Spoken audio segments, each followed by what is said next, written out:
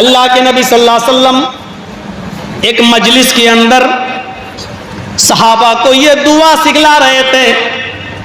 ایک صحابی ہے, نام ہے ان کا ابو سلمہ, انہوں نے یہ دعا یاد کر لی اور گھر پہ آئے. دیکھیے دعا کا اثر کتنا ہوتا ہے. دعا کا اثر, دعا کے طریقے پر مانگو تو اثر بھی ہوگا. حضرت ابو سلمہ اللہ کے نبی کی محفل سے اپنے گھر آئے اور اپنی بیوی ام سلمہ سے فرمایا, اے ام سلمہ, آج اللہ کے نبی نے بڑی عجیب دعا سکھلائی ہے, بڑی اچھی دعا بتلائی ہے, یہ دعا یاد کر لو. جتنے لوگ بیٹھے ہیں یاد کرو اس دعا کو. ام سلمہ کہتی ہیں کیا سکھایا اللہ کے نبی نے؟ حضرت ابو سلمہ کہتے ہیں آئے ام سلمہ میری بیوی, اللہ کے نبی نے ہمیں دعا سکھلائی کہ جو شخص مصیبت میں یہ دعا پڑھے گا, انا للہ و انا الیہ راجعون, اللہم اجرنی فی مصیبتی واخلف لی خیرا منہا, تو اللہ تعالیٰ اس دنیا میں اسے بہتر بدلہ عطا فرمائے گا, اس دنیا میں اسے خیر و برکت سے نوازے گا. ام سلمہ کہتی ہیں کہ میں نے یہ دعا یاد کر لی. ادھر سنو, جو لوگ کچھ سالوں کے بعد, ادھر دیکھیے بہت زبردست چیز بتا رہا ہوں, کچھ سالوں کے بعد میرے شوہر ابو سلمہ کسی حادثے میں انتقال کر گئے.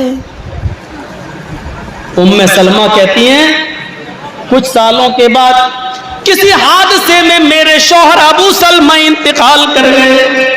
ابو سلمہ کے انتقال کی خبر جب مجھے ملی تو میں نے یہی دعا پڑھی, انا للہ و انا الیہ راجعون, اللہم اجرنی فی مصیبتی, اللہم اجرنی فی مصیبتی واخلف لی خیرا منہا. میں نے یہ دعا پڑھ لی. ایک دن میں سو رہی تھی رات میں اور یہی دعا میں پڑھ رہی تھی. ہم سب اللہ کی طرف سے ہیں اور اللہ ہی کی طرف لوٹ کر جانا ہے. اے اللہ مجھے میری مصیبت میں اجر دے, بدلہ دے, اور مجھے بہتر جو چیز تو نے چھینی ہے اس سے بہتر چیز ہمیں عطا فرما. کہتی ام سلمہ بھلا یہ کیسے ہو سکتا ہے کہ مجھے میرے شوہر سے بہتر کوئی مل جائے. ابو سلمہ کا جو پیار میری رگوں میں دوڑ رہا ہے, ایسا پیار مجھے کہاں ملے گا؟ بھلا ابو سلمہ سے زیادہ بہتر انسان کون ہوگا جو مجھے مل جائے؟ اب سنیے, کہتی ہیں لیکن میں یہ دعا برابر پڑھتی گئی, روزانہ یہ دعا پڑھتی تھی. جب بھی مجھے ابو سلمہ کی اپنے شوہر کی یاد آتی تھی میں یہ دعا پڑھتی تھی. دھیرے دھیرے دھیرے دھیرے رفتہ رفتہ میری عدت ختم ہو گئی. شوہر کے انتقال کے بعد بیوی کو جو 4 مہینے 10 دن کی عدت کرنا پڑتی ہے, میری عدت ختم ہو گئی. جس دن عدت ختم ہوئی اس کے دوسرے دن اللہ کے نبی صلی اللہ علیہ وسلم میرے گھر تشریف لائے, دروازے کو دستک دی. میں اس وقت ایک چمڑے کو دباغت دے رہی تھی. جلدی سے میں نے اپنے ہاتھ دھوئے, دروازہ کھولا, سامنے اللہ کے نبی کو کھڑا پایا. میں نے ان کو گھر کے اندر بلایا. اللہ کے نبی گھر میں تشریف لائے اور میرے پاس ایک تکیہ تھا چمڑے کا, پلو, ایک تکیہ تھا چمڑے کا, اس میں کھجور کے پتے بھرے ہوئے تھے. وہ میں نے اللہ کے نبی کو ٹیک لگانے کے لیے دے دیا. اللہ کے نبی اسی تکیے پر ٹیک لگا کر بیٹھ گئے اور مجھ کو شادی کا, مجھ کو نکاح کا پیغام دینا شروع کر دیا. میں بہت دیر تک سنتی رہی. جب اللہ کے نبی خاموش ہو گئے, اپنی نکاح کا پیغام, اپنی شادی کا پیغام مجھے دے دیا, تو پھر میں نے کہا اے اللہ کے نبی, ایسی بد نصیب عورت کون ہو سکتی ہے کہ آپ کا نکاح کا پیغام ملے اور وہ اس کو ریجیکٹ کر دے. آپ جس کو پیغام, نکاح کا پیغام دیں اور وہ اس کو قبول نہ کرے, ایسی بدبخت کون ہوگی؟ نہیں, یہ تو عقل کے خلاف ہے. لیکن میں آپ کے ساتھ نکاح نہیں کر سکتی کیونکہ مجھے تین پریشانیاں ہیں, 3 مشکلیں ہیں میرے ساتھ. اللہ کے نبی نے کہا بتاؤ تمہاری 3 پریشانیاں کیا ہیں, مجھے بھی تو بتاؤ. کیا ہیں, شاید وہ دور ہو جائیں. کہنے لگی اے اللہ کے نبی صلی اللہ علیہ وسلم, میری پہلی پریشانی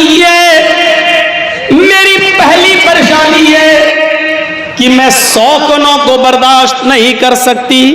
آپ کی پہلے سے کئی بیویاں ہیں, مجھے بھی آپ اپنی بیوی بنائیں گے, میں سوکنوں کو برداشت نہیں کر سکتی.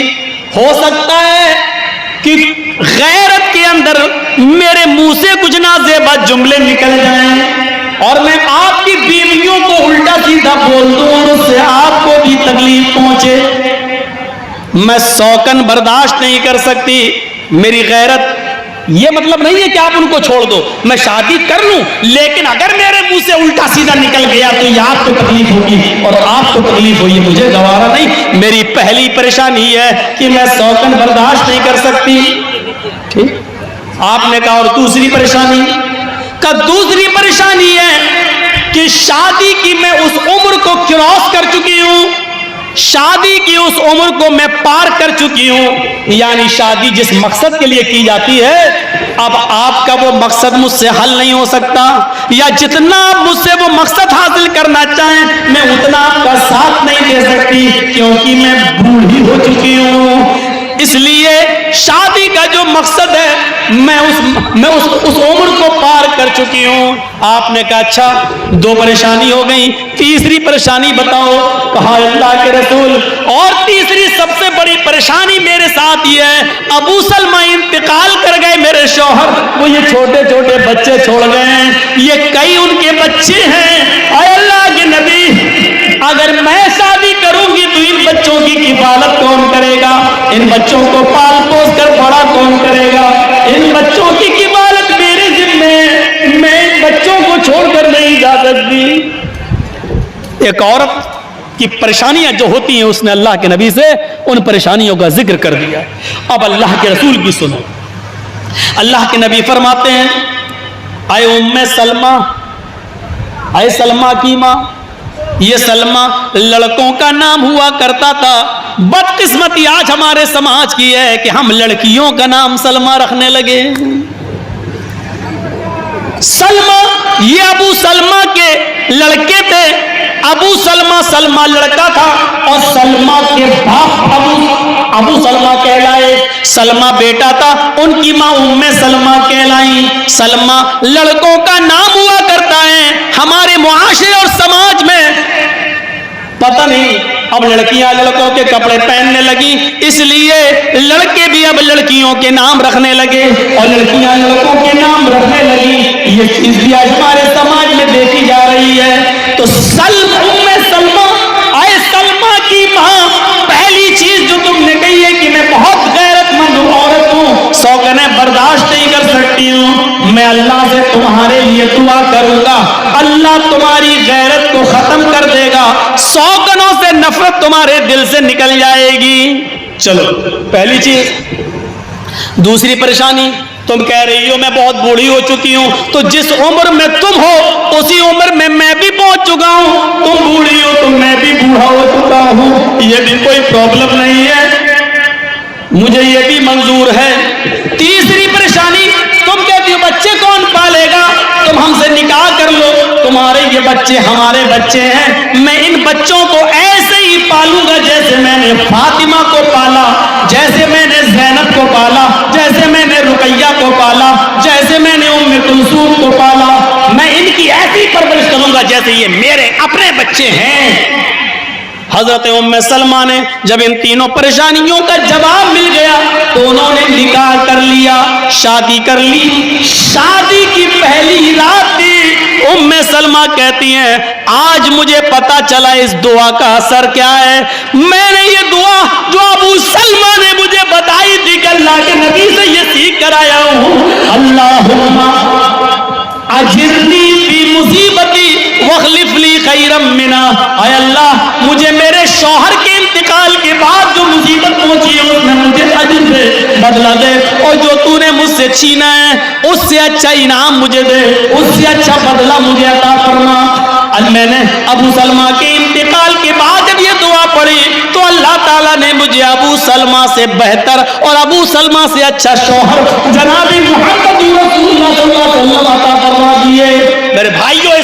को मुसीबत में पड़ो, अल्लाह की जात से उम्मीद रखो, इंशाअल्लाह अल्लाह आपको जो चीज खोई है उससे अच्छी चीज देगा, क्योंकि ये दुआ कोई और नहीं सिखला रहा है, ये दुआ आजकल के मौजूदा और झूठे हुक्मरानों की जबान से निकली हुई नहीं है, ये दुआ कायनात के सबसे सच्चे इंसान जनाब मोहम्मद रसूलुल्लाह सल्लल्लाहु अलैहि वसल्लम की जबान से निकली हुई दुआ है। मेरे भाइयों, इस दुआ को अपना दिल में जमा रखिए और इस दुआ को सीखिए।